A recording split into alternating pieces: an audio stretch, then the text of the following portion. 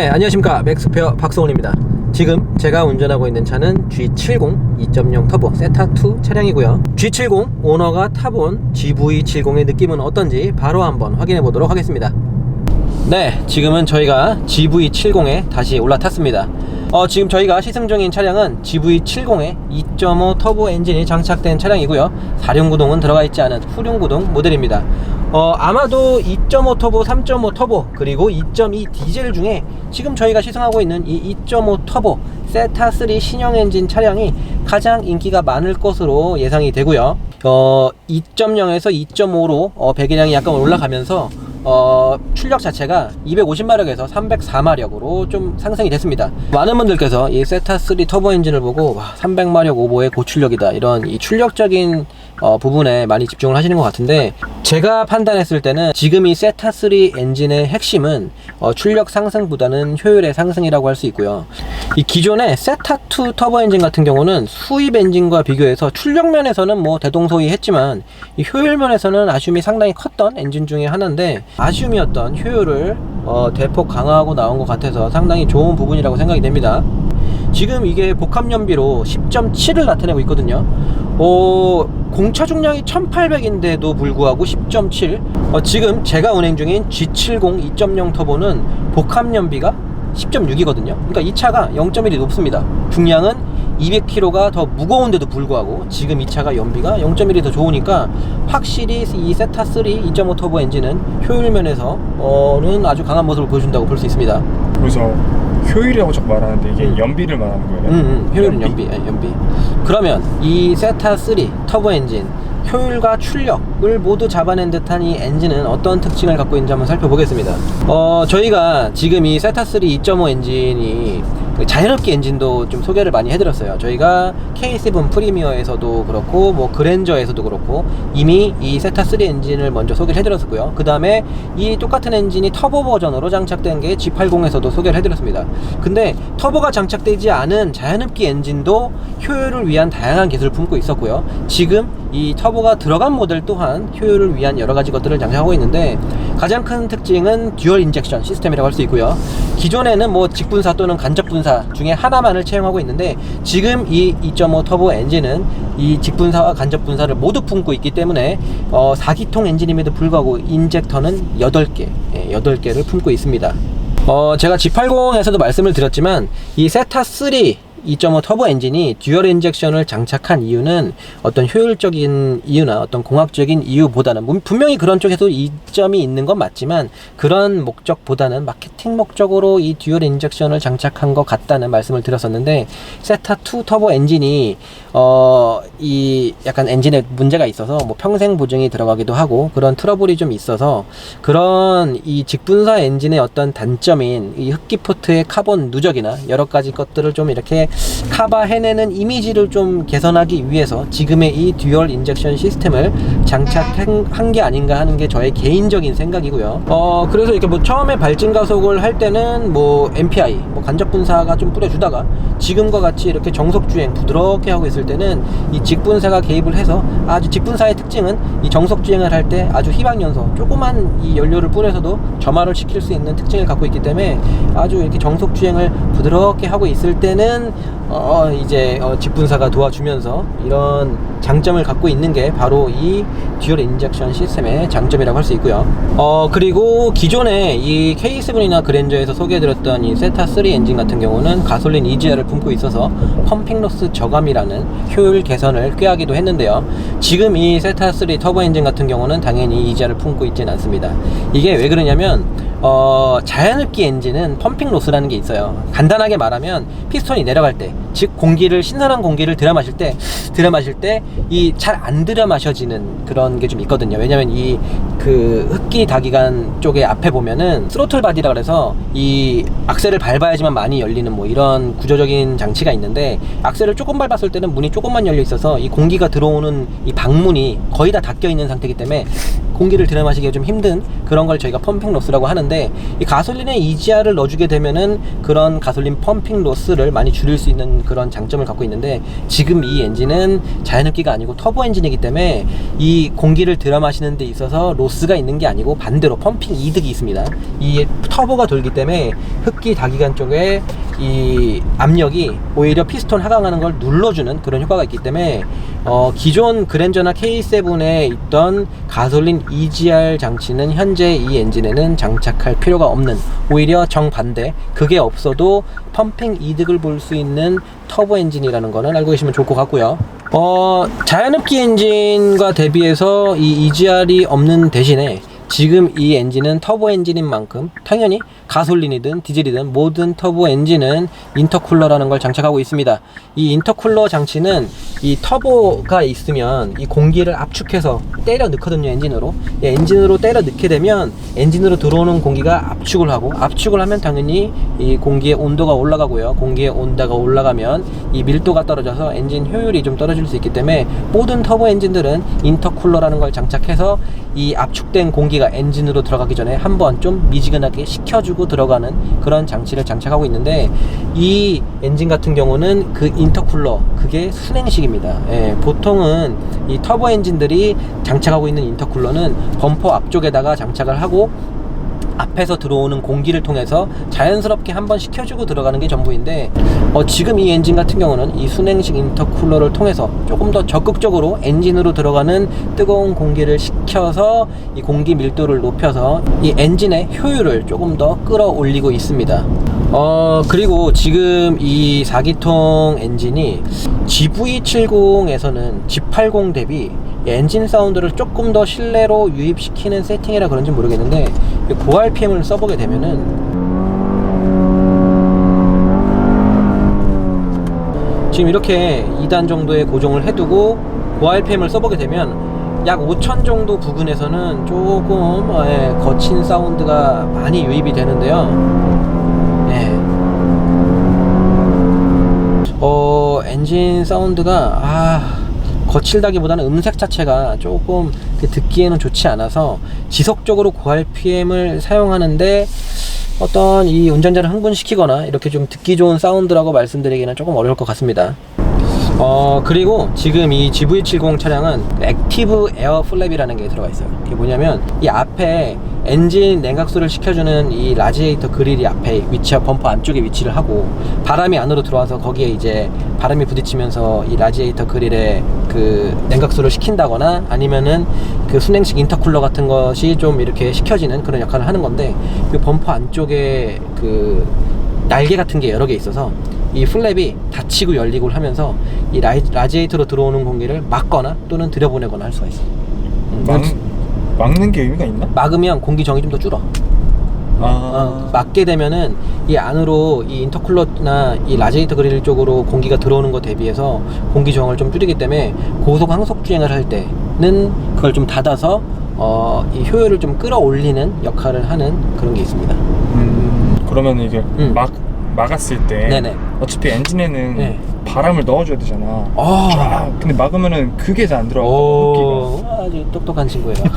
이게 뭐가 있냐면 그 엔진 온도나 이런 냉각수 온도가 어느 정도 스테이블해졌을 때 고속 항속 주행을 할 때 몇 가지 조건이 맞아야지만 아마 그게 작동을 할 거고요. 그렇게 계속 항속 주행을 하다가 갑자기 조금 악셀을 지그시 밟으면서 킥다운을 하고 RPM은 띄우면서 엔진이 좀 뜨끈뜨끈해진다 싶으면 그때는 싹 자동으로 엽니다.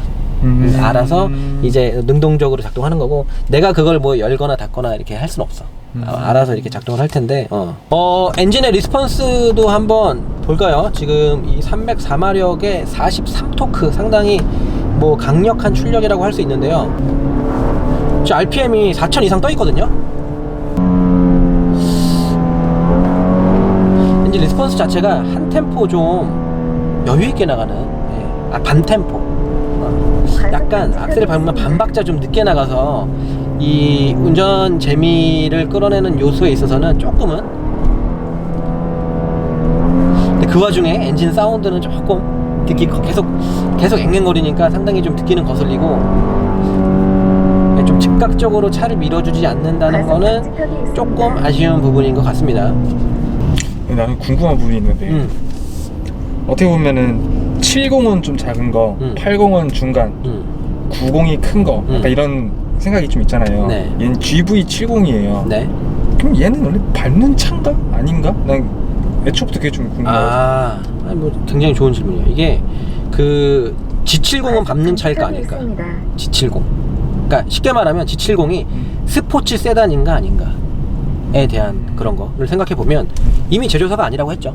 제조사는 그걸 스포츠 세단이라고 한 적도 없고 이 차에 스포츠 양념을 많이 뿌린 적도 없어요. 그러니까 딱 보면 국물 색깔이 이미 설렁탕이죠. 매운 짬뽕은 절대 아니에요. 그리고 현대도 그 G70을 제가 저번에도 말씀드렸지만 미국 홈페이지에서 뭐 컨비니언스, 럭셔리, 컴포트 이 세 가지 단어로 수식했어요. 그 어디에도 스포츠나 다이나믹은 없습니다. 근데 컴포트, 컨비니언트, 럭셔리 제 차잖아요. G70 타보니까 맞아요. 정말 재미보다는 자꾸 안 밟게 돼 좀. 그리고 나는 3.3 터보도 다 타봤고 뭐 지금 이 GV70도 3.5 터보를 제네시스 수지에 가서 시승을 해봤어요 다. 근데 지금 이 GV70에서는 현대가 그 제네시스 홈페이지에 뭐라고 했냐면 좀 특이했어. 리치 드라이빙 익스피리언스. 리치?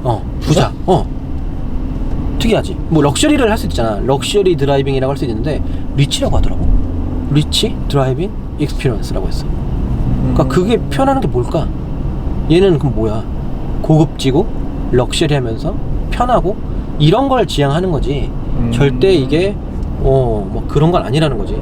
그러면 사람들이 3.5 터보도 들어가는데 이게 뭐 좀 더 재밌는 차 아닌가라고 해서 그럼 G90에는 5.0 들어가는데 G90 회장님 차에는 5.0 들어가고 항상 S클래스의 대명사인 S500 지금은 뭐 개명해서 S560이지만 S500 하잖아. 그 V8기통 시절에 그거 들어가던 그 S500 같은 경우는 항상 제로백 4.5초야. M3랑 맞먹어.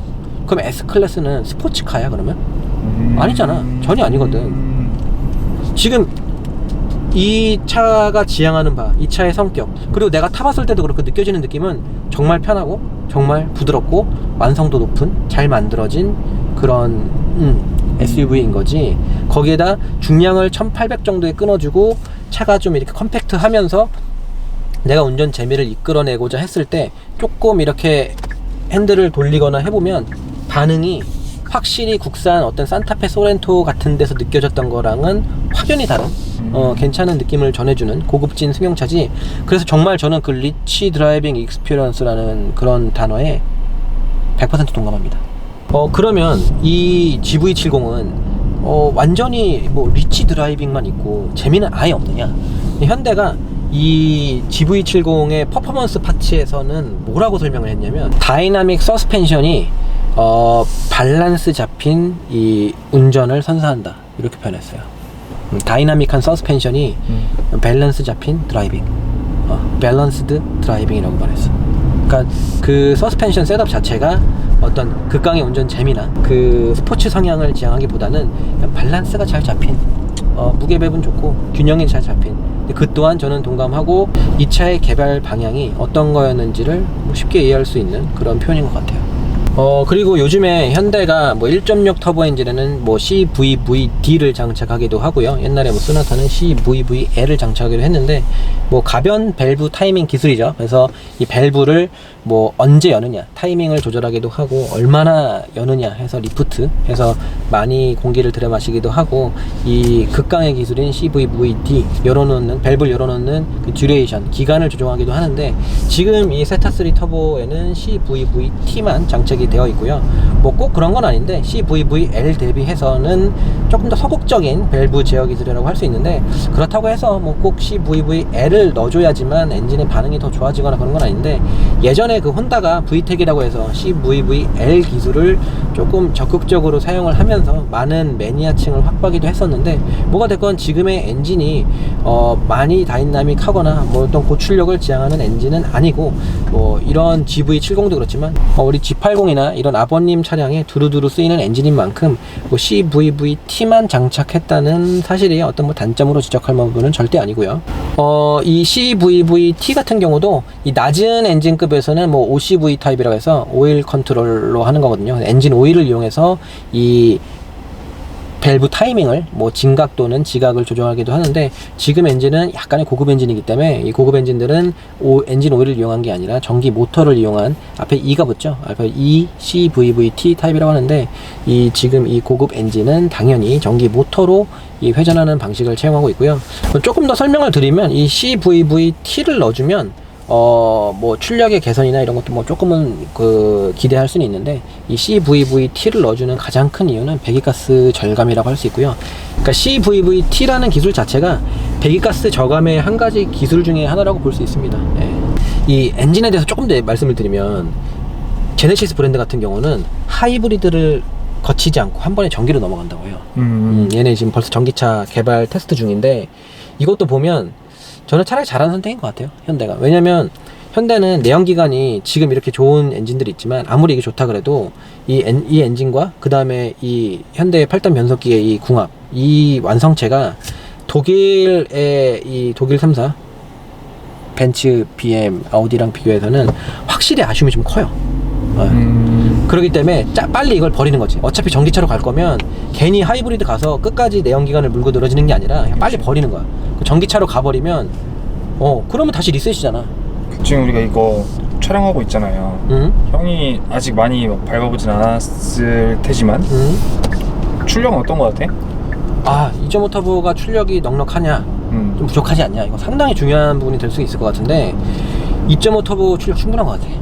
충분하다. 충분합니다. 2.5 터보가 느껴지는 이 가속감, 좀 밀어주는 맛, 토크발 이런 거잖아.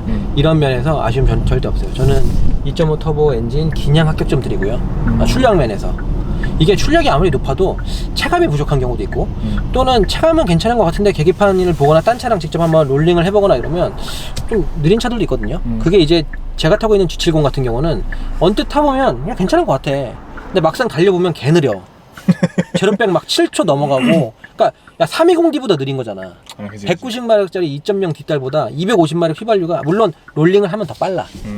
고속주행까지 던져놓으면 좀 더 빠른 건 맞지만, 출력 대비해서 특히나 동급이라고 할 수 있는 330i 있잖아, BMW. 출력 완전히 동일하잖아. 차 중량까지 똑같은데 달리면 백점돼. 그러니까 너무 느려. 근데 지금 2.5 터보 엔진 같은 경우는 딱 밟아보면 출력이 그 상승된 만큼 43토크라는 거, 43토크가 1400 정도에서 4000까지 플랫하게 나오거든.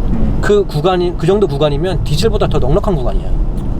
그렇기 때문에 정말 실용 영역에서는 4000rpm 언더에서는 계속 43토크 뿜뿜 내면서 이 304마력을 이용하는 거기 때문에, 저는 이 2.5 터보 엔진에 느껴지는 이런 맛이 상당히 럭셔리하면서 조용하면서, 그리고 2.0 그 세타2 엔진은 진동 좀 있는 거 알지?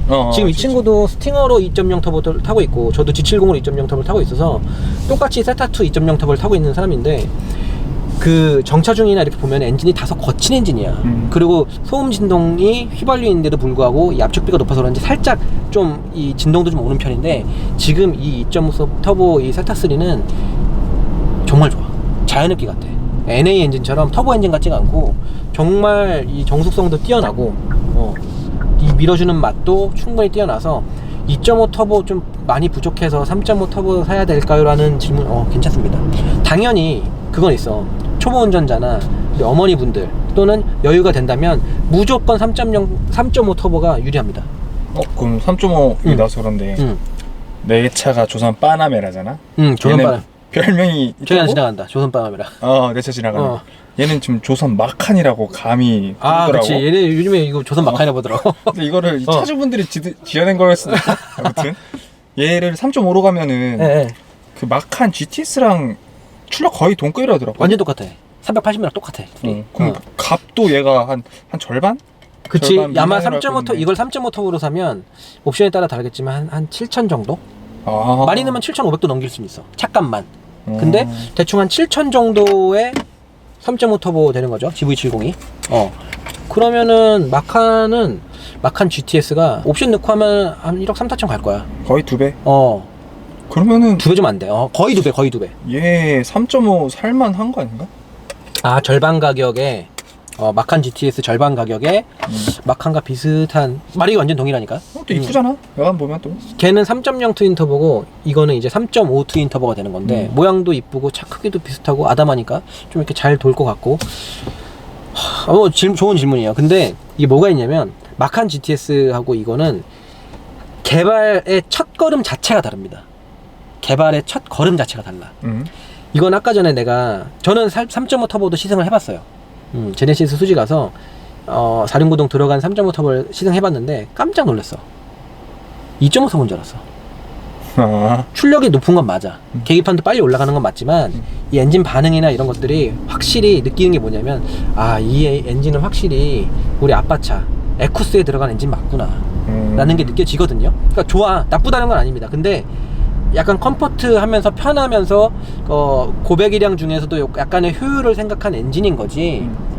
지금 이 포르쉐 마칸 GTS의 3.0 터보 그 트윈 터보 엔진은 그거는 장담컨대 마칸 GTS를 시승하려면 나 그거 약간 우습게 봤거든? 그거는 팬티 5장 가지고 시승해야 돼. 그러면 아까 출발점이 다르다고 했잖아. 그럼 마칸 같은 경우에는 완전히 DNA부터가 최대한 SUV지만 뭐 우리가 이제 그렇게 작은 도시명을 뭐 CUV라고도 하는데 이 애기 같은 작은 SUV지만 이 스포츠 DNA가 오지고 지립니다. 원래 마칸이란 차가 그런 차인가? 그런 거 같진 않은데. 근데 그게 2.0 휘발유 터보도 있고 제일 많이 팔리는 건 3.0 디젤이야. 근데 3.0 디젤을 타보면 고속안전성이나 이 밸런스는 좋긴 좋지만 이 출력이나 이런 면에서 그냥 고급지다는 느낌을 많이 받거든. 어떻게 보면 이거랑 약간 비슷하지. 그냥 고급지면서 차 좋네, 출력 넉넉하고 좋네 이런 건데 GTS나 그 터보도 있어. 우리 911 터보 이러듯이 마칸 터보도 있거든. 마칸 터보나 그런 거 타보면 죽습니다. 조선 마칸 이 진짜 독일의 마칸과 비교할 수 있느냐? 출력이 똑같은데 반값에 비슷한 맛을 느낄 수 있지 않느냐? 아니, 맛 자체가 완전히 다릅니다. 그렇다고 이게 정말 별로다. 물론 포르쉐가 좋은 건 맞아. 이 두 개를 비교하는 것도 어불성설이긴 합니다. 근데 그래도 절반 가격에 그래도 대충 비슷한 맛만 느끼는 그게 어디예요? 출력이 완전히 똑같은데. 근데 그게 완전히 아니야. 정말 달라. 다음은 셰시 파트 한번 볼까요?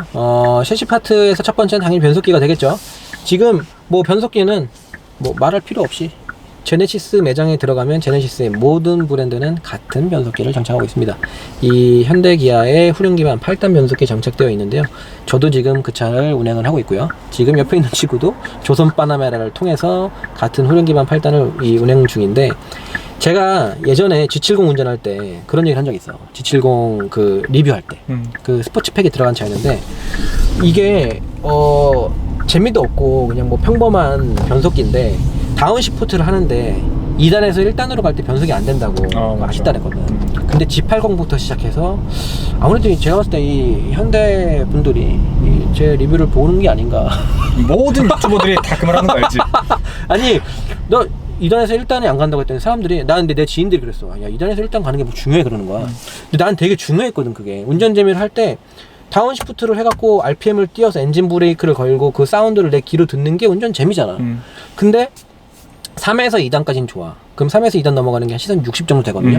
그러면 속도가 점점 떨어지다가 한 60쯤 갔을 때 다운을 딱 쳐주면은 3에서 2로 하는데 2에서 1로 가는 건 안 해준단 말이야. 2에서 1로 가는 건 안 돼. 근데 G80도 그렇고 GV80도 그렇고 해주더라고 이제. 근데 지금 이 GV70도 그런 거는 개선이 좀 된 거는 그나마 다행인 것 같아요. 지금 2단인데요. 2단에서 1단 한번 써볼게요. 다운. 계속 다운 누르고 있습니다. 네, 5,000 조금 넘겨서까지 가지. 이게 어디야? 이 정도면 가는 거야. 그치. 다시 한번 보여드리면 50 내려갔을 때 한 5,000까지는 쳐주잖아. 2에서 1단으로 내려가는 이 로직이 추가된 거 이외에는 뭐 딱히 색깔은 없습니다. 현대기아의 차종들이 뭐 두루두루 사용하고 있는 변속기인데 그냥 컴포트 타입입니다. 편하고 운전 재미를 끌어내기 위한 시선에서 보면은 조금 부족합니다. 운전 재미를 이렇게 초점을 놓고서 변속기를 바라보면 별점 한 3개? 5개 만점에 한 3개 정도 줄 수 있을 것 같고요. 지금 현재 이 계기판 같은 경우는 좌측은 아날로그 그 바늘인데 이 가운데부터 트립부터 오른쪽까지 이만큼, 요 오른쪽 이만큼은 요만큼, 오른쪽 요만큼은 저 LCD가 들어가 있어요. 그래서 이 오른쪽 바늘이 패드를 쓰게 되면 상당히 빠르게 움직여. 근데 사실 체감은 이렇게 빠르진 않거든요. 근데 바늘 움직이는 속도가 이 불타는 바늘이 엄청 빨리 움직이고 그리고 지금 드라이브 모드를 그냥 컴포트로 놓으면 이렇게 되는데, 요거를 그 스포츠 모드로 놓으면 RPM 타코미터 바늘이 불타는 바늘로 바뀝니다. 이렇게 지금 스포츠 놓으면 이렇게 바뀌고, 컴포트에 놓으면 다시 이렇게 얌전해지고요. 에코에 놓으면 아예 이렇게 바뀌죠. 네. 파란색으로. 이 가격이 싸지가 않잖아요. 지금 저희가 타고 있는 차는 옵션이 조금 낮아서 한 5천 중반 정도 가격인데, 2.5 터보에다가도 옵션 좀만 넣으면 7천, 6천까지는 금방 가고, 3.5 터보 같은 경우는 뭐 7천을 넘기는 것도 어려운 게 아닌데, 그러면은, 그리고 이게 또 경쟁해야 될 모델들이 뭐 GLC나 X3 같은 쟁쟁한 모델들하고 또 이 경쟁을 해야 되는 상황이거든요. 그런 면에서 봤을 때 이 현대기아 후륜기반 8단은 적당한 점수를 주고 넘어가기에는 조금 아쉬울 수 있는 거죠. 그래서 이걸 굳이 별점으로 따지자면 저는 한 2개 반, 3개 정도 주고 넘어가겠습니다. 그러면 두 번째 셰시 파트, 서스펜션 셋업 같은 거 한번 볼까요? 지금 전류는 뭐가 들어갈까요? 전류.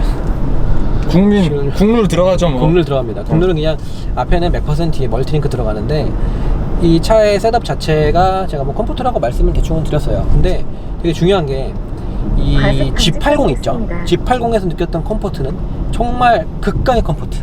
솔직히 그 차를 타라고 줘도 좀 나랑 성향이 너무 많이 안 맞아서 너무너무 물침대 같은 컴포트였는데, 이 GV70이 어느 정도 컴포트일지가 되게 중요할 것 같은데, 서스펜션 셋업이 G70하고 좀 비슷해.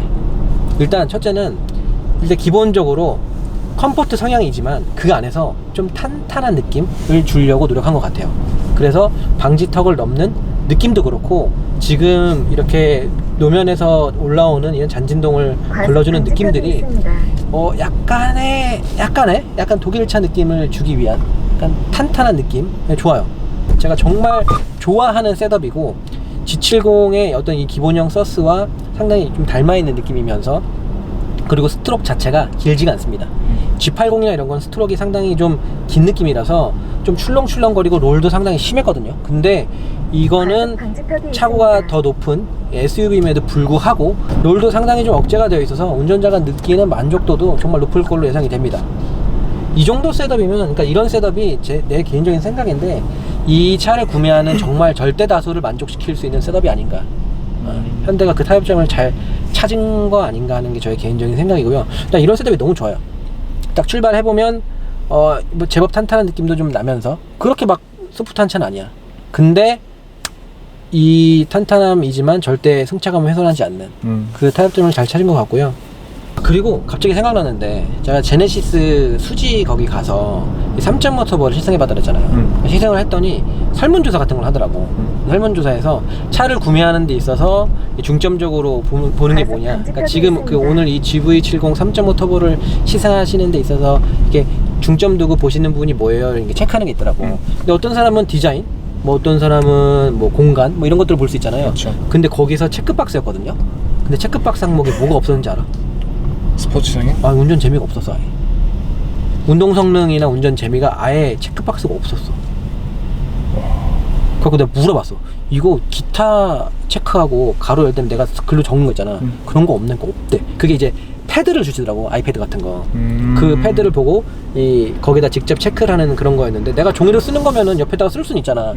근데 그게 아니라 아예 그 패드 같은 걸로 줘서 체크박스를 터치하는 거기 때문에 내가 맘대로 할 수 없는데, 운전 재미가 아예 없었어. 물어보지도 않더라고. 그러니까 우리가 그걸 통해서도 이 GV70 자체에 운전 재미를 넣을 생각이 별로 없으셨다. 있었다면 그렇게 개고생해서 넣어놓은 다음에 체크박스를 안 해놓으면 되겠어? 근데 시승하는 고객들한테도 혹시 이 차 살 때 어떤 걸 중점적으로 보세요? 디자인을 보세요? 공간을 보세요? 뭐 효율을 보세요? 뭐 이런 거 물어볼 때 운동 성능이나 완성도, 밸런스 이런 답변 아예 체크를 할 수가 없다는 거. 거의 답정너네. 그치. 자기들끼리 스스로 정해놓고. 롤링도 한번 보도록 하겠습니다. 지금 SUV임에도 불구하고 많이 억제되어 있는 게 느껴지지 진짜.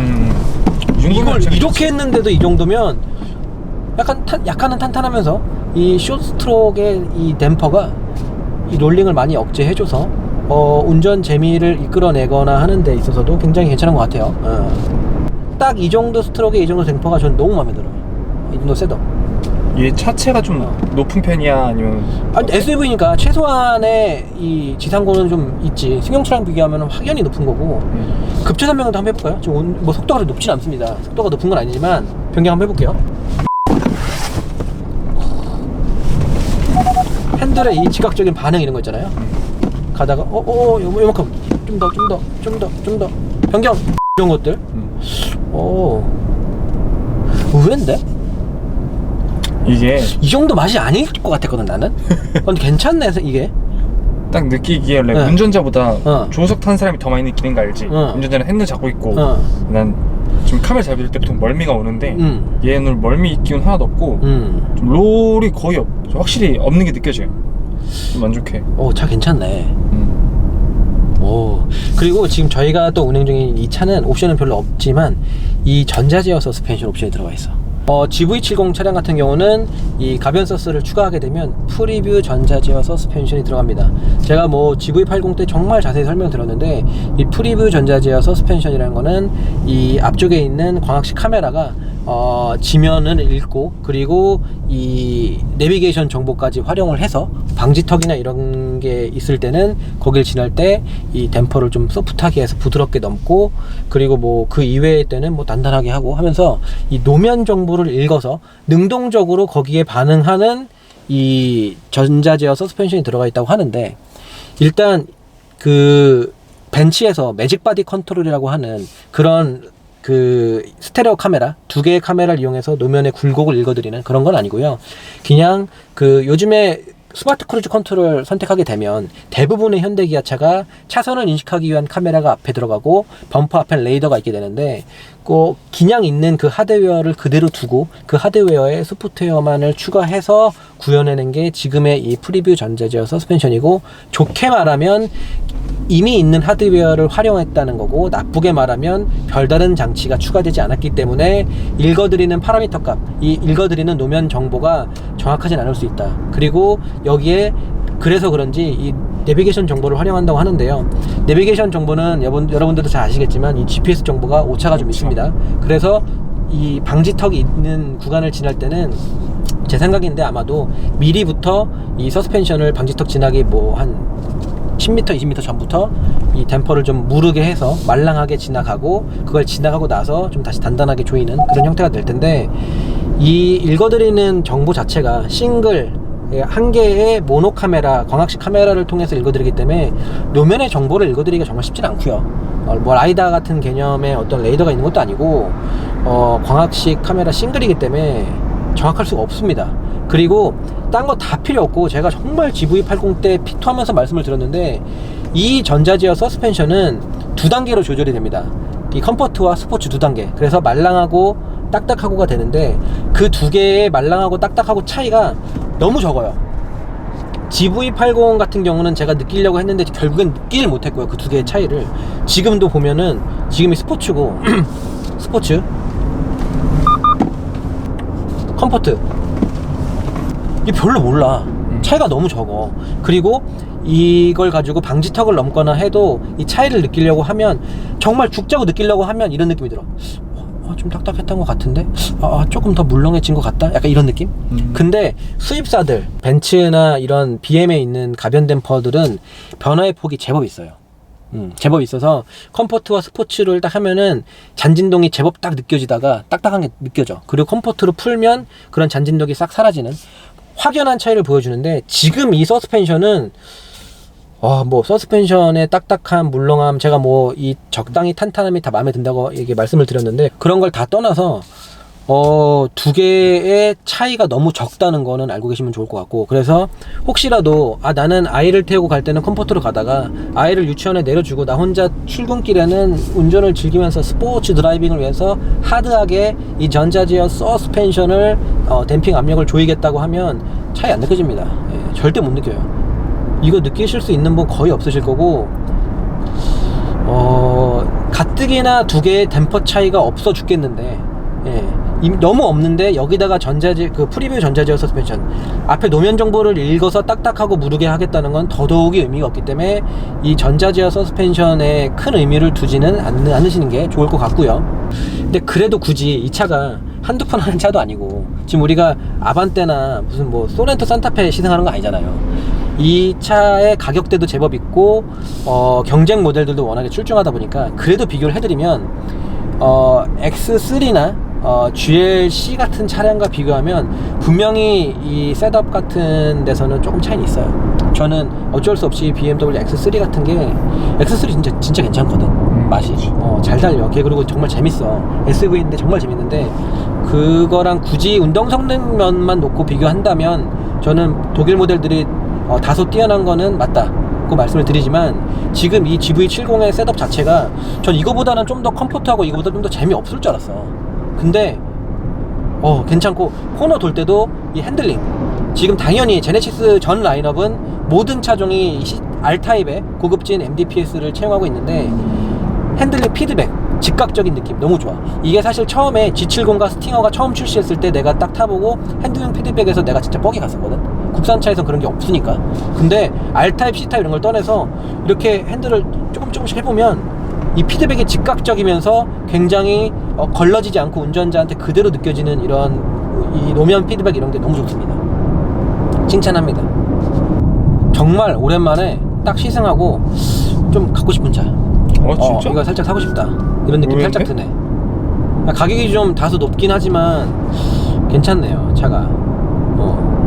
저는 지금 G70을 타고 있는데 그거보다는 공간 조금 더 얻으면서 내가 원래 좀 작은 차를 좋아하잖아요. 작고 이렇게 좀 잘 달리고 잘 도는 이런 걸 좀 좋아하는데 충분히 컴포트함을 해치지 않으면서 정말 편한 차거든요. 정말 리치 드라이빙이라는 게 딱 어울리는 그 수식어가 정말 잘 어울리는 차인데 이 편안함과 이 럭셔리한 거 내부에서도 밟으면 기존에 제가 타고 있는 250마력 대비 이 304마력은 확연히 느껴집니다. 이게 체중도 200kg가 더 나가기 때문에 그 피드백이나 이런 가속감이 이 약간 상쇄될 수도 있어. 이 SUV고 좀 밋밋하고 더 무겁고 이러기 때문에 그냥 그럴 수 있는데 아니에요. 2.0 터보 장착된 G70 대비해서 이거는 50마력 높다는 게 확연히 느껴집니다.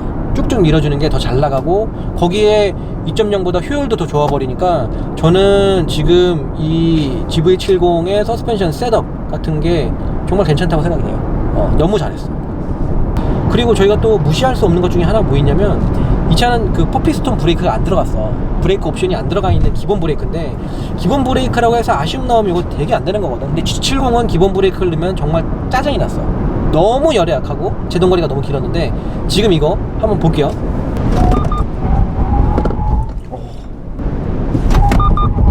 백에서는 가볍네 진짜. 백에서는 진짜 좋고 브레이크 끝까지 좋아. 이게 G80 때도 그랬거든. G80 때 그 원피스톤이야. 이것도 원피스톤이야. 근데 G80 때도 기본 브레이크가 제법 괜찮은데? 이런 생각이 들었거든요. 근데 지금 타이어가 지금 235mm예요. 절대 크지 않아. 19인치에 235가 들어가. 그리고 타이어도 4계절입니다. 4계절 타이어가 미쉐린께 들어가 있는데 뭐 미쉐린 프라이머시 투어런가 이런 게 들어가 있는데 미쉐린 4계절 그냥 일반 타이어에 원피스톤 그리고 중량은 1.8. 근데 방금 봤지?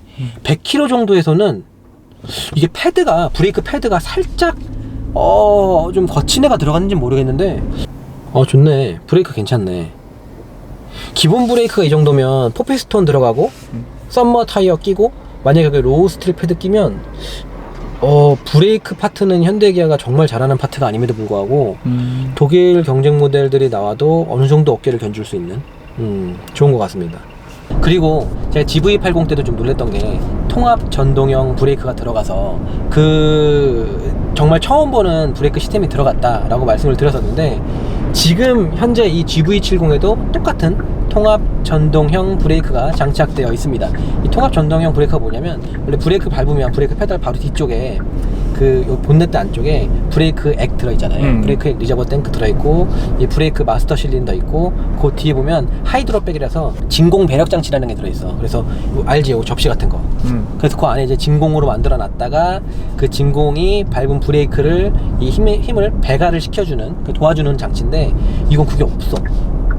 그게 원래 전통적으로 모든 그 내연기관 차는 그 이 진공 배력 장치를 만들어서 그 진공 배력 장치 안에 공기를 진공 펌프가 빼내서 이 브레이크를 밟으면 이 페달이 기계적으로 그 안에 있는 그 진공 챔버의 공기가 빠져나가면서 그 빠져나간 공기의 힘을 이용해서 더 이게 밟아주는 힘을 증가시키는 건데, 이건 그게 없이 전기 모터가 그 일을 해. 브레이크를 밟으면 밟은 브레이크 힘만큼 이 물리적으로 당연히 연결이 되는 건 맞아요. 물리적으로 밟은 브레이크 액이 호수를 타고 가서 브레이크 캘리퍼에 있는 브레이크 피스톤까지 밀어주는 건 맞지만, 그 중간에 힘을 배가시켜줬던 진공 배력 장치, 즉 하이드로백 장치가 아예 없고 거기에 전동 모터가 돌아가는 게 있어. 그러니까 이것도 그 제네시스 브랜드가 하이브리드를 건너뛰고 한 번에 전기차로 넘어가니까 이 통합 전동형 브레이크라는 장치 자체가 내연기관을 생각하지 않은, 그러니까 전기차에 바로 적용 가능합니다. 그러니까 요거는 아마 바로 그 전기차가 생산이 되면 이미 내연기관에서도 먼저 선 적용을 했기 때문에 이 어떤 테스트가 끝났다고 볼 수 있잖아요. 네, 자기네들 내부 테스트도 끝나고 실차 적용 테스트까지 끝났기 때문에 전기차가 출시되면 거기에 바로 꽂을 수가 있는 거지. 그런 면에서는 좋은 것 같아요. 완전히 처음 보는 거야 나도. 이런 거는 GV80 때 처음 보긴 했는데, 일반적인 그러니까 브레이크 같은 장치도 내연기관 차에서는 내연기관을 염두하고 만든 거지 다. 근데 이렇게 통합전동형 브레이크를 쓰게 되면 내연기관을 생각하지 않은 좀 더 이 구조적인 어떤 자유도가 생기기 때문에 더 뛰어납니다. 그리고 지금 저희가 시승 중인 차는 후륜구동 버전인데 4륜구동 선택이 가능하죠. 4륜구동을 선택하면 300만원이 추가됩니다. 근데 GV80은 4륜을 넣으면 그 ELSD라는 게 세트로 들어가. 근데 이거는 그게 세트는 아니에요. 바로 그냥 4륜만 그거고, 뭐 스포츠 팩인가? 그 400만원짜리가 있는데 거기 근데 뭐 포피스톤 브레이크랑 이것저것 막 다 들어있어. 패키지야. 그거 넣으면은 이 LSD가 들어가기도 하고요. 보통은 LSD 타입이 전자식도 있고 뭐 기계식도 있고 해요. 근데 너 스팅어 타잖아. 스팅어에 LSD를 넣거나 G70에다가 넣으면 기계식이 들어가. 뭐 M LSD 불러. M이 아마 제가 잘은 모르겠는데 메카니컬일 거예요. 기계식 LSD다 해서 기계식 방식도 뭐 여러 가지가 있는데 뭐 정확한 건 아닌데 제가 알기로는 뭐 토센 방식 그런 게 아마 들어가는 걸로 알고 있고요. 그리고 뭐 토센은 뭐 토크 센싱의 약자인가 그래요. 그래서 이제 토센 방식의 LSD가 들어가기도 하고, 전자식 LSD가 두 가지가 있어요. 하나는 정말 싼 거, 하나는 제일 비싼 거. 그게 뭐냐면 전자식 LSD가 기계적으로는 그냥 오픈 디퍼렌셜, 그냥 LSD가 없는 타입인데 미끄러지는 쪽 바퀴에 이렇게 트랙션을 좀 브레이크를 잡아줌으로써 그걸 통해서 약간 탈출을 도모하는 그런 걸 이제 저희가 전자식이라고 하고, 그런 전자식 토크 벡터링 시스템은 산타페 같은 데 들어가. 산타페도 옛날부터 들어간 적 있고, 뭐 닛산에는 뭐 알티마나 뭐 여러 가지 차종들이 어렵지가 않으니까. 그러니까 이 돌 때, 코너를 돌 때 전륜구동 차량 같은 경우는 쭉 돌아 나갈 때 안쪽 바퀴 브레이크를 잡는 거야. 그럼 좀 더 잘 돌면서 이 언더스티어를 좀 막아주거든요. 이 돌면은 좀 맛깔나. 핸들링이나 이 회전할 때 질감 자체가 좀 깔끔합니다. 이제 그런 거는 기계식으로 뭔가를 추가한 건 아니고 그냥 있는 그 차에다가 브레이크만 잡아주는 걸 전자식 ELSD 중에 낮은 급이고요. 반대로 제일 높은 게 바로 이 차에 장착된 그런 타입인데, ELSD 중에 그 오픈 디퍼렌셜이 있으면 그 좌우에다 다판 클러치를 둬갖고 전기 모터가 돌아서 필요한 쪽에다가 직접 동력을 몰아주는 방식. 그러니까 필요 없는 쪽을 줄이는 게 아니라 필요한 쪽에다가 직접 다판 클러치가 붙어서 주는 방식. 기계적으로도 비쌉니다. 당연히 구조적으로도 비싸고요. 더 뛰어날 수밖에 없고, 당연히 이거를 판단하는 유닛이 따로 들어가. 그래서 이 LSD 그 ECU가 따로 들어갑니다. LSD ECU. 그래서 파라미터 값으로 이 휠 스피드의 센서 값 이렇게 헛도는 거죠. 헛도는 걸 감지해서 뭐 왼쪽 바퀴가 헛돈다고 하면 그 헛도는 쪽에다가 직접 다판 클러치 모터가 돌아서 붙여갖고 유압 모터가 돌아서 다판 클러치 붙인 뒤에 동력을 직접 전달하는 아주 뛰어난 방식의 LSD가 선택이 가능하다는 거 아주 좋은 것 같고요. 그래서 보통 저는 4륜구동 선택에 있어서 후륜을 원래 좋아하기도 하고, 뭐 굳이 뭐 G70이나 스팅어에서도 4륜 선택할 필요 없다. 그런 차들은 이 워낙에 또 완성도가 좋기 때문에 4륜의 덕을 보기도 좀 힘들어. 4륜의 덕을 볼 정도가 되려면 차에 한계치를 갈 정도가 돼야 4륜의 덕을 보기는 할 텐데, 그런 경우가 쉽진 않기 때문에 대부분의 그 제 주변의 지인들한테는, 저도 후륜을 타고 있지만 후륜을 추천하는데 GV70과 GV80은 약간 예외야. GV70, GV80은 후륜 기반의 4륜이라서 좀 더 뛰어난 4륜에 들어가기도 할 뿐더러, 이 GV70이랑 GV80 같은 차는 판매 비율에 있어서 4륜 선택 비율이 상당히 높아. 대부분이 4륜을 선택합니다. 그래서 본인의 성향이 후륜이라고 하더라도 웬만하면 이런 차는 또 그 전자식 LSD도 추가가 가능하잖아요. 너무 뛰어난 장치들이 선택이 가능하기 때문에 운행하면서 덕볼 일은 거의 없겠지만 그래도 저는 추천을 하고, 그 추천을 했을 때 G70이나 스팅어 같은 경우는 워낙에 무게중심도 좀 낮고 잘 달리는 차들이라서 코너를 돌거나 할 때 실제로 4륜 구동의 덕을 통해서 운동 성능을 끌어올리긴 쉽지 않지만, 이렇게 지상고가 좀 높은 SUV들은 그런 4륜을 넣었을 때 훨씬 더 득을 보기가 쉬워. 그래서 나는 더 이 차를 선택할 때는 4륜을 추천하는데, 지금 이 차주가 제 친구거든요. 대학 동기인데 이놈도 할 때 제가 말은 했어요. 이거 너도 내가 후륜 좋아하는 거 알지? 근데 이 차는 좀 예외야. 이 차는 출고하는 사람들이 대부분이 4륜을 선택을 많이 하니까 그냥 선택을 하고 싶으면 해라 라고 했는데, 이 친구가 안 했어. 안 한 이유가 뭔지 알아? 자기 전차도 이 친구, 이 차주가 전차가 C200인데 시클도 후륜으로 탔거든요. 그러니까 전차가 후륜이라서 이번에도 후륜이야. 후륜을 타봤더니 지불도 없더라. 후륜이 더 편하고 연비도 좋고 4륜이 필요했던 적이 없는 거지. 후륜을 3, 4년 타는 동안 눈 오면 그냥 안 타면 되니까. 눈길은 제외인 거고, 눈길은 4륜이 와도 어차피 미끄러운 거고, 그거 말고 그냥 일상적인 주행을 할 때 그 4륜을 통한 그런 게 별로 없었기 때문에 이 친구는 후륜을 택했는데, 그래서 나도 솔직히 좀 걸렸어. 옵션표 같이 봐주고 하면서 야 그래도 4륜 좀 웬만하면 너 좀 이상하지, 내가 원래 안 그러잖아. 근데 이 차는 그것도 보였어. SK 엔카 들어가서 현재 GV80의 4륜과 후륜의 비율을 보였다. 근데 후륜 그 매물이 2대인가 있고 4륜 매물이 70몇 대가 있는 거야. 너무 극단적이잖아. 하고 웬만하면 그냥 넣어라 했는데 그 친구가 안 넣더라고. 근데 안 넣은 거를 내가 운전해봤더니 차 기본 밸런스가 좋고 좋아. 후륜해도 정말 별로 문제는 없을 것 같아. 원래 후륜을 좋아하시는 분들은 굳이 4륜을 막 이렇게 억지로 선택하실 필요는 없는 것 같아요. 잘한 것 같습니다. 괜히 기우였던 것 같고. 근데 이게 지금 네. 가솔린이잖아. 네. 디젤도 있을 거란 말이지? 네, 2.2 디젤이 있습니다. 선택권이. 판매량은 디젤이랑 가솔린이랑 누가 더 높아? 디젤은 별로 없고요. 근데 나 이거 좀 아쉬운 것 중에 하나가 GV80처럼 6기통 디젤 왜 안 넣어줬는다 이해가 안 돼. 여기다 3.0 디젤 넣어줬으면 훨씬 조용하고 출력도 정말 괜찮았을 것 같은데 진짜 잘 나왔겠다. 2.2 디젤을 넣었다는 거는 좀 너무 아쉽습니다. 그러면은 디젤 지금 판매량이 별로 없다고 했잖아. 근데 원래 보통 SUV 하면은 디젤을 많이 넣잖아. 그치. 얘는 뭐 연비 별로 안 좋나? 디젤은? 디젤이 그래. 이 GV70에서의 디젤은 어떻게 보냐? 여러분들 아시겠지만 저는 순수하게 내연기관을 되게 좋아하면서 실제로 뭐 가솔린과 디젤도 같이 막 운영을 하면서 디젤도 되게 오래 탔고 디젤도 좋게 보기 때문에 그 얼마 전에 소렌토 2.2 디젤 같은 경우는 8단 DCT와의 조합도 너무 좋고 경쾌하고 연비도 좋기 때문에 추천드린다고 그랬어. 물론 많은 분들이 욕도 했어요. 야, 이 시점에 무슨 디젤이야 막 이랬는데 순수하게 좋으니까 소음 진동 별로 없고 너무 좋았어. 근데 그리고 GV80도 3.0 디젤이 너무 좋았어. 완전 조용했잖아. 창문 열어. 가솔린과 차이가 없을 정도로 조용하니까 되게 추천을 드리고 너무 만족도가 좋았다. 근데 이 GV70에서 2.2 디젤을 바라보는 시각은 조금 다릅니다. 이게 문제가 있는데, 이게 만약에 엔진이 지금 2.5 터보잖아, 휘발유가. 2.5가 아니고 만약에 2.0이야. 우리가 타고 있는 그 세타2 엔진 2.0 터보 250마력이다. 그리고 디젤이다. 이러면 디젤이 선택을 해도 돼. 왜냐면 2.0 터보 연비 너무 안 좋지. 그리고 2.0 터보 출력도 그냥 그래. 근데 어차피 출력 차이 얼마 없는데 디젤을 타면 가솔린 대비 그렇게 많이 안 느려. 근데 효율은 이거랑 제법 차이가 나. 그러면 디젤을 선택하는 큰 이유 중에 하나가 효율인데, 출력은 좀 버려도 효율을 크게 얻으니까 추천을 드릴 수도 있어요. 근데 지금은 상황이 많이 다른 게 2.0 세타2가 아니라 2.5 세타3야. 출력이 300이 넘죠. 디젤로 가면은 200마력이기 때문에 100마력을 포기해야 돼.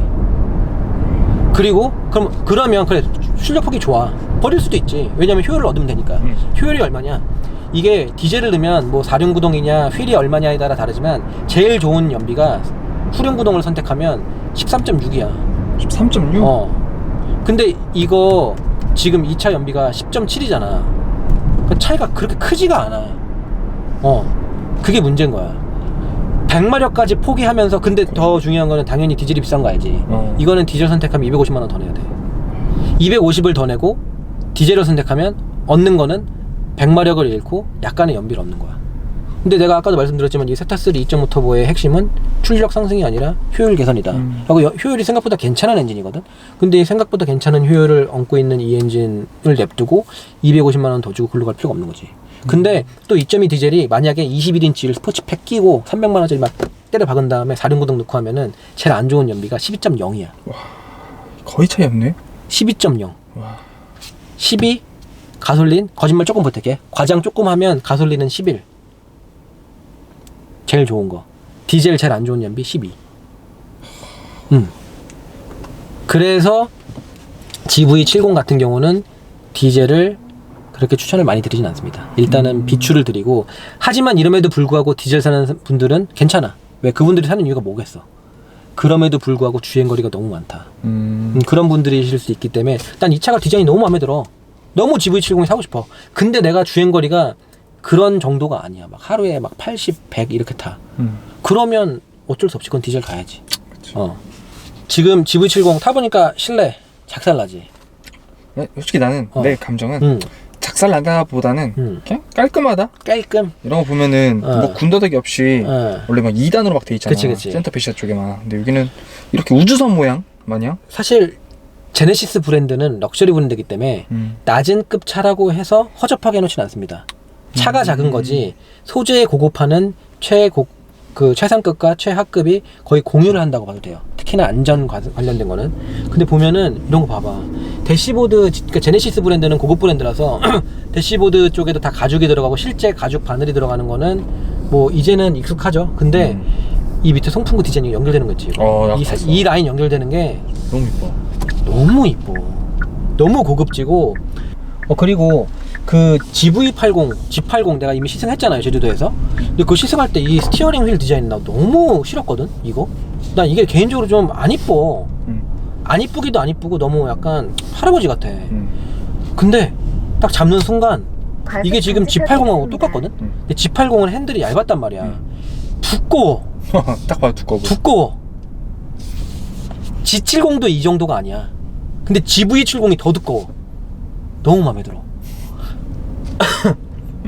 타자마자 핸들을 딱 잡는데 이게 누가 그랬냐면 우리 예전에 진짜 예전에 시승했던 캐딜락 ATS 있지. ATS가 이랬어. 아 맞아. 두꺼워서 직경도 작으면서 이게 두꺼워서 너무 좋았거든. 근데 ATS보다 직경은 좀 더 큰 것 같은데 이게 핸들 두꺼운 게 너무 좋아. 도톰해. 잡는 순간 느껴져. 이거는 취향 저격 작정했구나. 굉장히 스티어링 휠이 두꺼워서 너무 좋고요. 공조기가 지금 터치식으로 되어 있잖아요. 근데 터치식 내가 굉장히 직관성 떨어지고 싫어하는 것 중에 하나인데 온도 조절 같은 거 물리 버튼 되어 있습니다. 오토, 그 다음에 오프 이런 거 있잖아. 이런 그 자주 사용하는 중요한 버튼들은 그 와중에 물리 버튼 빼놨어. 현대가 이런 거 잘합니다. 그리고 이쪽에서 어쩔 수 없이 터치식으로 해놓은 거는 직관성이 떨어질 수 있겠지만 누르면 손에 진동이 와요. 햅틱 진동이 오기 때문에 직관성에서 어느 정도 보상을 해줍니다. 괜찮아요. 디자인적으로 너무 뛰어나고, 그 다음에 이게 밝은 날 햇빛을 받으면 안 보이느냐? 전혀 너무 잘 보여. 그리고 제네시스 원래 전 차종은 이런 버튼 말고 여기 있지. 이거 핸들에 있는 버튼. 이런 버튼에 다이얼 돌렸을 때, 버튼을 눌렀을 때 조작감마저 신경을 씁니다. 그게 바로 제네시스 브랜드의 특징이에요. 이런 거 다 신경 씁니다. 근데 옛날에 형도 이 다이얼식 기어 되게 싫어했잖아. 이제 점점 이제 익숙해지니까 형 별말 안 한다? 이건 싫어. 이건 싫어요. 저 되게 싫어해요. 이거보다는 전자식 중에서도 솟아있는 게 훨씬 좋고 좋아하진 않아. 그리고 우리가 또 하나 언급 안 한 게 뭔지 알아? 뭐? 이 광활한 디스플레이가 이제는 일반화됐으니까 정말 고급감 끌어올리는 거는 기본이고요. 근데 좀 신기한 게 좀 폭이 낮고 옆으로 길잖아. 그래서 처음에 불편할 것 같은데 했는데 이게 딱 좋아. 이게 그러니까 더 많은 정보를 나타낼 수도 있는 거지. 이게 완전히 지도만으로도 할 수가 있지만 지도 말고 추가적으로 옆에다가 뭐 다른 그 멀티미디어 같은 정보를 띄워주거나 하는 그런 걸 할 수 있기 때문에 이런 뭐 음악 듣고 있는 이런 것들 같이 보여줄 수도 있고 날씨도 보여줄 수 있고 여러 가지를 분할해서 나타낼 수 있기 때문에 그런 면에서는 자유도가 훨씬 올라가는 거고요. 그래도 홀더는 4개 기본이지. 그리고 GV80 때도 말씀을 드렸던 건데 서스펜션이 그렇게 물렁하지 않은데도 불구하고 정차할 때 좀 차가 꿀렁인다고 말씀드렸거든요. 근데 이거 제법 스트로크도 짧고 탄탄하다고 했잖아. 근데 이 차도 똑같아. 지금 보면은 잘 봐요. 그렇게 가다가 서볼게. 쓰고 나서 딱 쓰고 나서 지금 이게 잡혔어. 이것도 한 번도 아니야. 이게 한 번 꿀렁이 아니라 꿀렁 이렇게. 이해가 안 돼. 네, GV70 차량 실내 한번 살펴보도록 하겠습니다. 제일 먼저 눈에 띄는 거는 보통 이쪽에 있을 것 같은 전방 레이더가 이쪽에 위치하고 있다는 게 특징인 것 같고요. 전방 레이더가 좀 티가 좀 덜 나네요. 옆에 범퍼랑 좀 더 자연스럽게 이어진 것 같고요. 그리고 LED 헤드램프, 뭐 요즘에 패밀리 룩이죠. G70 페리부터 시작해서 G80이나 GV80 형님들하고도 그대로 디자인을 이어가고 있는 두 개의 라인으로 된 LED 헤드램프고요.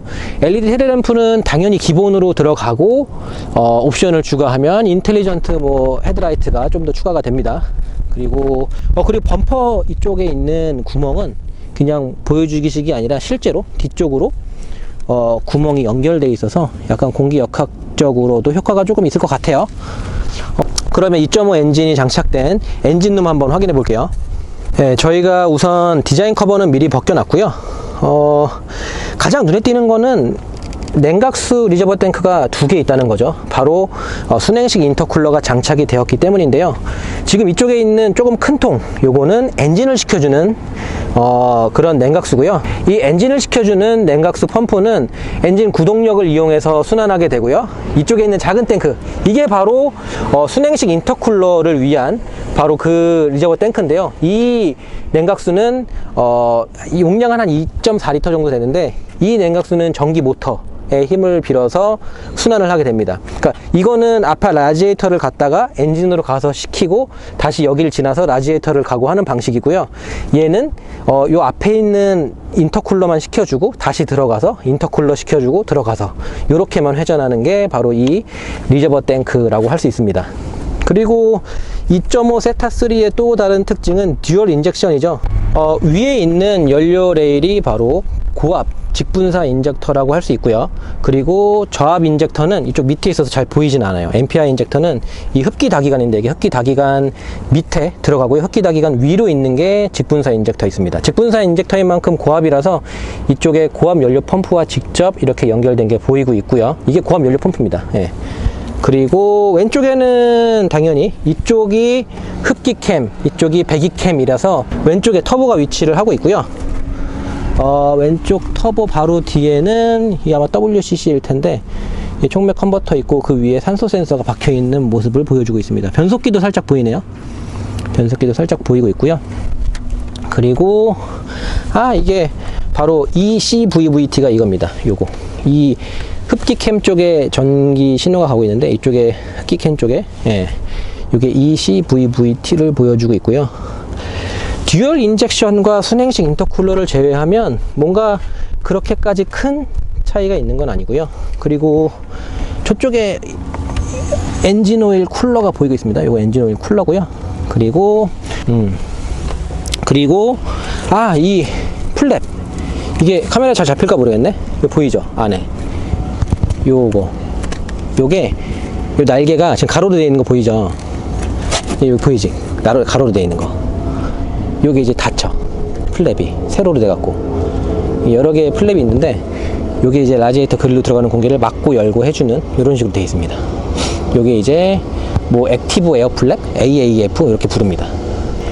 그리고 지금 이 차량은 고급차인 만큼 G80이나 GV80처럼 뒤쪽에 있는 후측방 센서뿐만 아니라 앞쪽에도 이쪽에 하나, 그리고 이쪽에 하나에서 두 개의 전측방 센서까지 장착을 하고 있습니다. 예. 그리고 운행을 하면서 설명드렸던 통합 전동형 브레이크는 여기 있어요. 근데 잘 안 보이네요. 역시 이게 이 커버에 쌓여져 있어서 잘 보이진 않는데, 이게 브레이크 액이고요. 브레이크 액 뒤쪽으로 있어야 될 진공 배력 장치가 보이지 않죠. 예. 그걸 전기 모터가 좋아지는 방식으로 변경이 됐습니다. 예.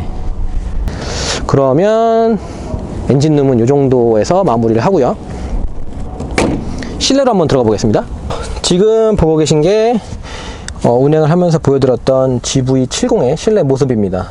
지금 이쪽 보시면은 문짝에 당연한 거지만 손이 닿는 이런 부위는 진짜 가죽, 가짜가 아니라 진짜입니다.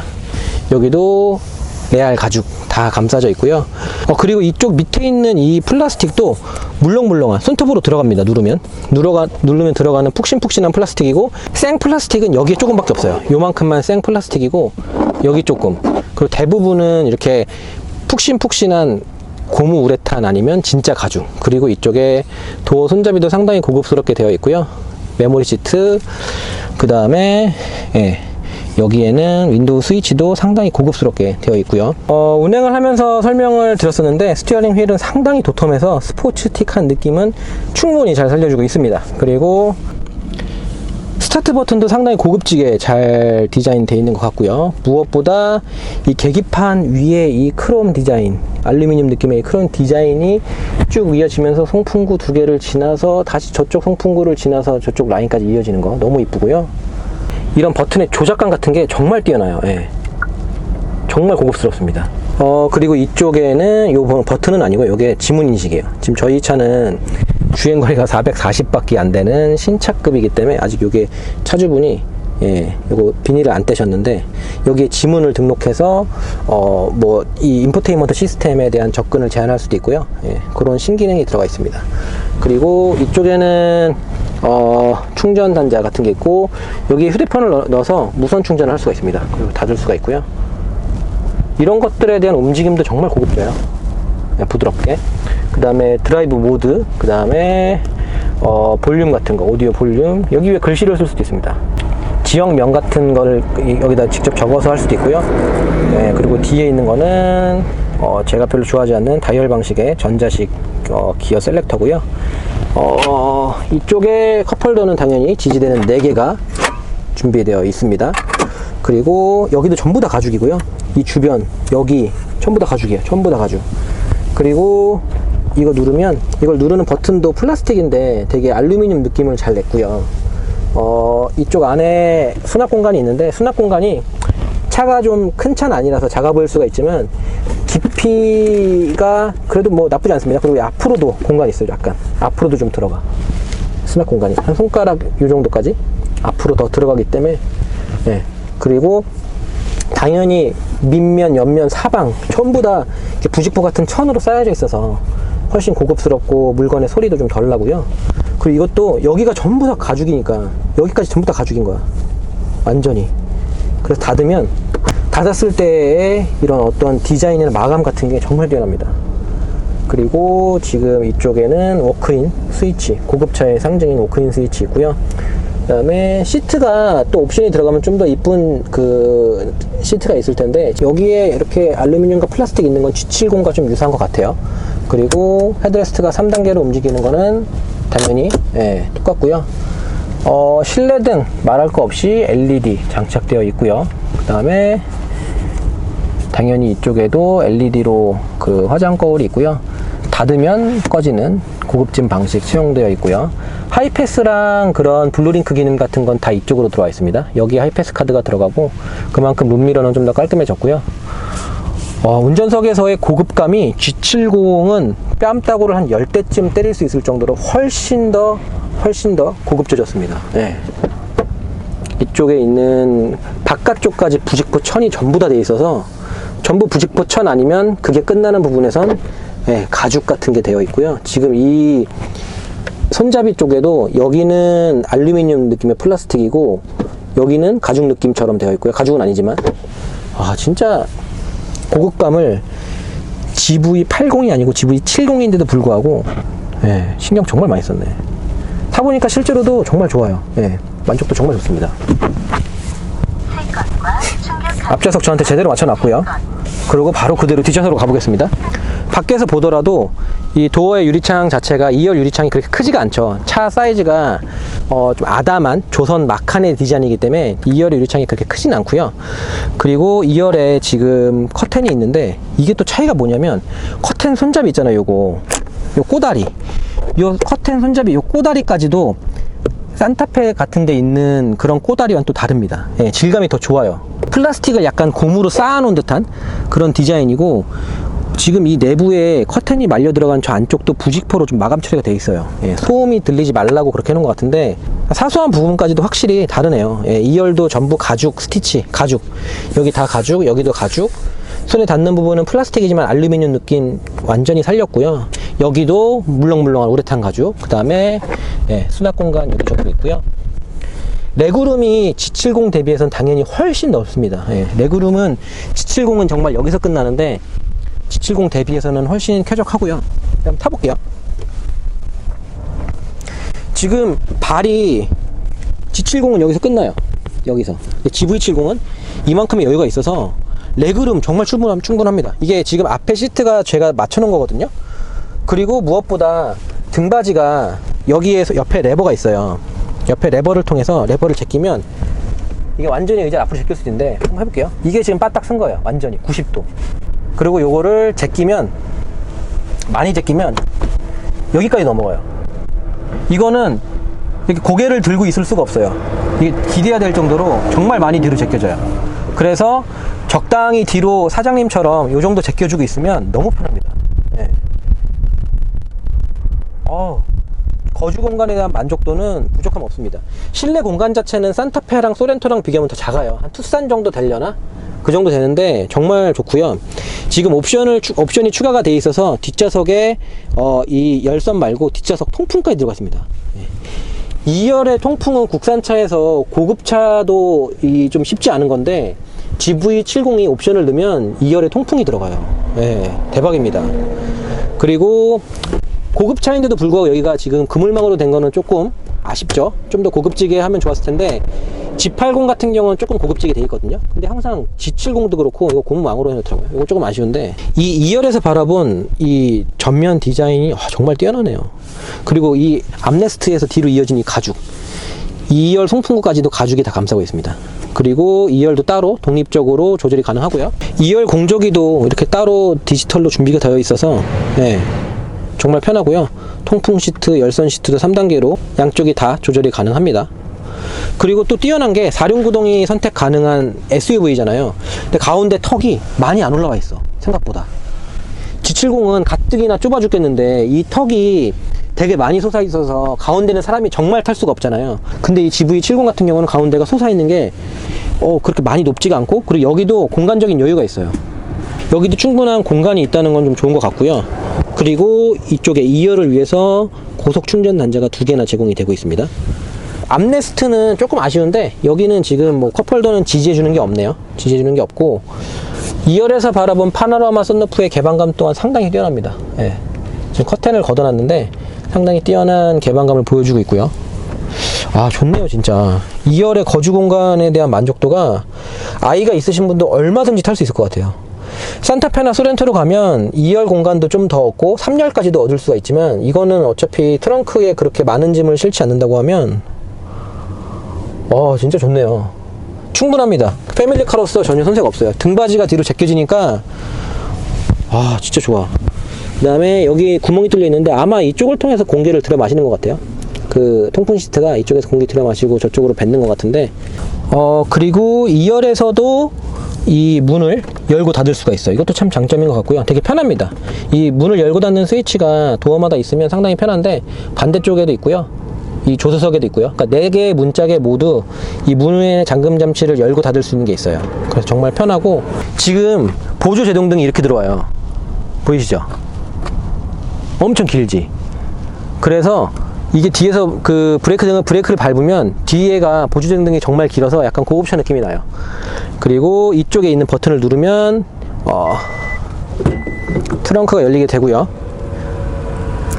트렁크 공간은 차 크기가 좀 작은 만큼 다소 협소합니다. 트렁크 공간은 확실히 작네요. 그리고 무엇보다 이게 루프 라인이 좀 미리 떨어지잖아요. 이게 미리 떨어지면서 실제로 이만큼 트렁크 공간을 활용할 수 있는 높이는 이 정도밖에 안 돼요. 이 정도, 요만큼, 등받이만큼. 이 위로는 이게 많이 꺾이면서 좀 공간이 많이 훼손되고 있고요. 그 다음에 여기에 그 뒷바퀴가 튀어나오는 이런 형상이 되어 있어서 트렁크 공간도 약간은 손해를 보고 있습니다. 정말 좀 아담해요. 이거는 아담하고, 그리고 트렁크가 많이 높아요. 그래서 이 높이가 좀 있는 짐을 싣기가 쉽지 않습니다. 이거를 들어 올리면 여기 공간이 조금 있는데 정말 작아요. 비상 삼각대랑 뭐 몇 가지 넣을 수 없고요. 이걸 들어 올리면 저쪽에 공간이 있는데, 저 앞에 있는 가방은 타이어 수리 키트고 세차 용품을 넣기에도 약간은 부족한 공간이 이쪽에 마련이 되어 있습니다. 네, 트렁크는 좀 작네요, 확실히. 그래도 확실히 고급차인 만큼 플라스틱이나 이런 거에 노출은 최소화하고요. 이런 데도 부직포로 전부 다 감싸져 있고요. 그 다음에 이쪽에 LED 라이트 하나, 예, 반대쪽에도 하나 해서 밝은 LED 라이트가 비춰주고 있고, 천장 쪽엔 LED 라이트가 없네요. 천장 쪽에도 하나 더 있으면 좀 좋을 것 같은데. 그리고 여기 있는 레버 당기면 당연히 2열에 있는 의자 앞으로 넘어가게 되어 있고요. 그리고 여기에 보통 여기 다 플라스틱으로 돼서 짐 싣고 하면 그 플라스틱에 기스 나잖아요. 근데 여기가 전부 다 알루미늄으로 되어 있고, 힌지도 이렇게 전부 다 가려놨어요. 전륜 타이어, 휠 타이어 한번 살펴볼게요. 미쉐린의 프라이머시 투어러 AS 되어 있고요. G52, 이게 내가 알기로 제네시스 오리지널 이퀴먼트 이걸 거야. 그러니까 미쉐린에서 제네시스를 위해서 순정 타이어를 내놓는 거야.